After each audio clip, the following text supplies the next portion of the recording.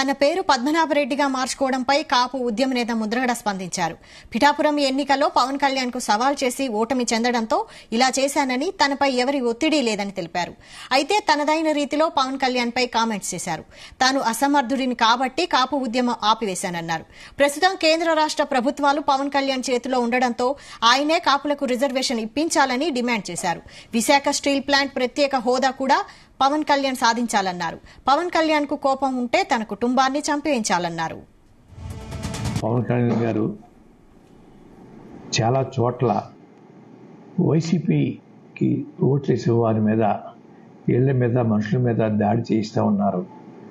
ఇది మంచి పద్ధతి కాదని నా అభిప్రాయం. ఎన్నో ఎలక్షన్ చూసామండి. ఓడిపోయిన వారి మీద ఇప్పుడు దాడి చేసిన సందర్భాలు ఎప్పుడూ ఏ ప్రభుత్వం కూర్చోలేదు. నేను పర్సనల్గా చేయలేదు. కానీ నిత్యం పౌర్ణమి ఉండిపోద్దని అనుకోకన్నయ్యా. అమావాస్య వస్తుందన్నయ్యా. అమావాస్య కూడా తర్వాత పౌర్ణమి వస్తుందన్నయ్యా. దయచేసి మీ పార్టీ వారికి, తెలుగుదేశం పార్టీ వారికి సూచనలు ఇవ్వండి. తప్పు ఏది కూడా శాశ్వతం కాదు. ప్రజల దయతోటే ప్రభుత్వాలు ఎన్నుకోబడతాయి. అంత మాత్రాన మేము హీరోలు, ఈ రాజ్యం మాది, ఈ రాష్ట్రం మా ఇస్టేటు అనే భావం పనికిరాదని దయచేసి ఆ దాడులు ఆపించే కార్యక్రమం సీరియస్గా తీసుకోమని కోరుకుంటా ఉన్నాను. పవన్ కళ్యాణ్ గారు తన పేరు పద్మనాభరెడ్డిగా మార్చుకోవడంపై కాపు ఉద్యమ నేత ముద్రగడ స్పందించారు. పిఠాపురం ఎన్నికల్లో పవన్ కళ్యాణ్ కు సవాల్ చేసి ఓటమి చెందడంతో ఇలా చేశానని, తనపై ఎవరి ఒత్తిడి లేదని తెలిపారు. ఇదే అంశంపై మరిన్ని డీటెయిల్స్ మా ప్రతినిధి ప్రసాద్ అందిస్తారు. ప్రసాద్. వైశాలి, ఏదైతే పద్మనాభరెడ్డి అనే పేరు ఆంధ్రప్రదేశ్ ప్రభుత్వంతో అధికారికంగా ఆమోదం పొందిన నేపథ్యంలో ముద్రగడ స్పందించారు. దీనికి సంబంధించిన పూర్వపరాలు వెలువడిస్తూ కూడా పిఠాపురం ఎన్నికల్లో పవన్ కళ్యాణ్ కనుక గెలిస్తే తన పేరు పద్మనాభరెడ్డిని మార్చుకుంటానని చెప్పి ఏదైతే తాను ఛాలెంజ్ చేశానో దాని కట్టుబడి ఏదైతే ఈ నెల 4వ తేదీన ఫలితాలు వచ్చిన తర్వాత 5వ తేదీన ఆయన అధికారికంగా ప్రకటించారు. దానికి సంబంధించిన పత్రాలన్నీ కూడా సమర్పించారని చెప్పి కూడా వెల్లడించడం జరిగింది.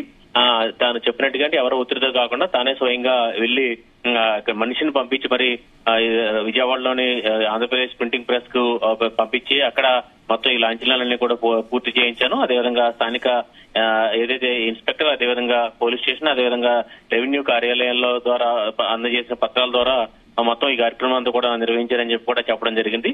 ఈ సందర్భంగా ముద్రగడ పలు కీలకమైన వ్యాఖ్యలు చేశారు. సంచలన వ్యాఖ్యలుగా కూడా చెప్పుకోవచ్చు. ఏదైతే పవన్ కళ్యాణ్ పై తనదైన శైలిలో స్పందిస్తూ పవన్ కళ్యాణ్ కి కౌంటర్ ఇవ్వడం జరిగింది. ఏదైతే ఈ తను కాపు యువత ఏదైతే తను సోషల్ మీడియా వేదికగా తను తిడుతూ వచ్చారో దానికి సంబంధించి ధన్యవాదాలు కూడా చెప్పడం జరిగింది.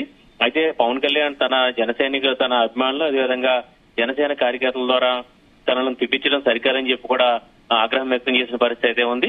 ఒకవేళ పవన్ కళ్యాణ్ కు తనపై కోపం ఉంటే తన ఇంటికి జన సైనికులను పంపించి తన మొత్తం 7 కుటుంబ సభ్యులు ముద్రగడ పద్మనాభం ఉంటాము, మా ఇంట్లో ఉంటాము, అవసరమైతే మీరు ఇంకా మీకు ఆగ్రహం ఉంటే మా కుటుంబ సభ్యులను కూడా చంపివేయించండి అని చెప్పి కూడా సంచలన వ్యాఖ్యలు చేయడం జరిగింది. అయితే ఇది కొంత ఎమోషనల్ గా చేశారా, లేదంటే పవన్ కళ్యాణ్ టార్గెట్ చేస్తూ తనదైన శైలిలో వ్యాఖ్యలు చేశారన్నది కూడా ఒక రకమైన చర్చ కూడా జరుగుతుంది.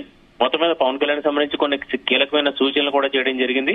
ప్రస్తుతం పవన్ కళ్యాణ్ ప్రస్తుతం రాష్ట్ర ప్రభుత్వం, అదేవిధంగా కేంద్ర ప్రభుత్వంలో కూడా కీలకమైన ఏదైతే స్థితిలో ఉన్నారు కాబట్టి ఏదైతే తనను గతంలో పవన్ కళ్యాణ్ టార్గెట్ చేస్తూ వచ్చారు, కాపు ఉద్యమం చేయకుండా పక్కన పడేశానని చెప్పి కూడా తనను కూడా కామెంట్ చేస్తూ వచ్చారు. ఇప్పుడు అదే కాపులకు సంబంధించి రిజర్వేషన్ అంశాన్ని పవన్ కళ్యాణ్ టేకప్ చేసి ఆయనే కాపులకు రిజర్వేషన్ అందించారని చెప్పి కూడా ముద్రగడ సూచన చేయడం జరిగింది. దాంతో పాటు ఆంధ్రప్రదేశ్ ప్రస్తుతం ఏదైతే స్టీల్ ప్లాంట్ కు సంబంధించిన ఇష్యూ మరోసారి తెరపైకి వచ్చిందో, స్టీల్ ప్లాంట్ కు సంబంధించిన ఆస్తులు కూడా వేలం వేయడానికి కూడా కేంద్ర ప్రభుత్వం సిద్ధమవుతుంది. ఈ నేపథ్యంలో పవన్ కళ్యాణ్ దాన్ని అడ్డుకోవాలి, అదేవిధంగా ప్రత్యేక హోదాను కూడా సాధించాలని చెప్పి కూడా ముద్రగడ కూడా సూచించడం జరిగింది. మొత్తమే చూస్తే కనుక మరోసారి పవన్ కళ్యాణ్ వర్సెస్ ముద్రగడ అన్నట్టుగా వ్యవహారం మారింది.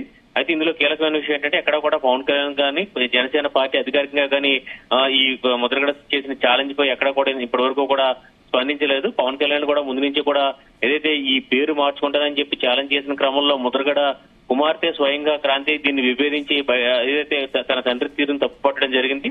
ఆ సందర్భంలో కూడా జనసేన పార్టీలు ఎందుకు ముద్రగడ కుమార్తె ప్రయత్నిస్తే అప్పుడు కూడా పవన్ కళ్యాణ్ దీన్ని సున్నితంగా తోసిపుచ్చి ముద్రగడను ఒక పెద్ద ఆయన గారిని పేర్కొంటూ ఆయన అనుమతితోనే తన పార్టీలో చేర్చుకుంటారని ముద్రగడపై తనకైనా ప్రత్యేకమైన గౌరవం ఉందని చెప్పి కూడా చెప్పడం జరిగింది.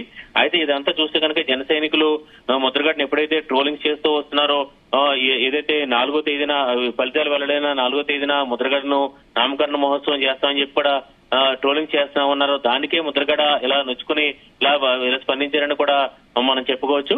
మొత్తమే చూస్తే కనుక ముద్రగడ ఏదైతే పవన్ కళ్యాణ్ తను వల్ల తనకు ఇలా ఇబ్బందులు ఎదురవుతాయని చెప్తూనే పవన్ కళ్యాణ్ కు తనదైన శైలిలో కొన్ని కీలకమైన సూచనలు చేయడం జరిగింది.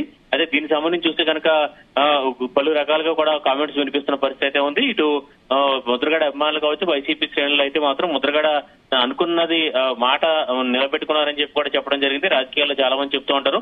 అయితే అనుకున్న మాటను కూడా ముద్రగడ నిలబెట్టుకున్నారని చెప్పి కూడా చెప్పడం జరుగుతుంది. అది ఇది ఎంతవరకు కూడా కార్యరూపం దాలుస్తుంది, ఎందుకంటే అధికారికంగా పేరు మాడినప్పటికీ కూడా ఆయన ముద్రగడ అభిమానులు కానీ ఇదంతా కూడా ఆయన ముద్రగడ గానే ఎప్పటికీ కూడా పిలిచే పరిస్థితి కనిపిస్తుంది. అయితే దీనిపై జనసేన ఎలా స్పందిస్తుంది అనేది కూడా ఇటు పవన్ కళ్యాణ్ స్వయంగా ఎలా స్పందిస్తారన్నది చూడాల్సి ఉంది Vaishali. Right, thank you Prasad.